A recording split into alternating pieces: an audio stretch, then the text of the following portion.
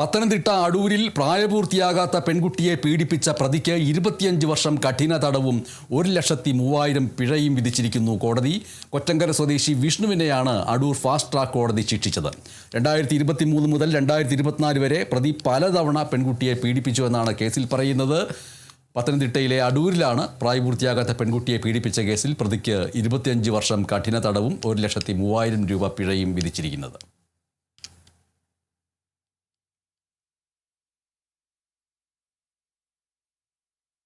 കൊല്ലം പത്തനാപുരത്ത് ലോറിയും സ്കൂട്ടറും കൂട്ടിയിടിച്ച് ഒരു മരണം.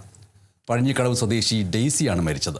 ലോറി ഇടിച്ചതിനെ തുടർന്ന് മറിഞ്ഞു വീണ ഡെയ്സിയുടെ തലയിലൂടെ ലോറി കയറി ഇറങ്ങുകയായിരുന്നു.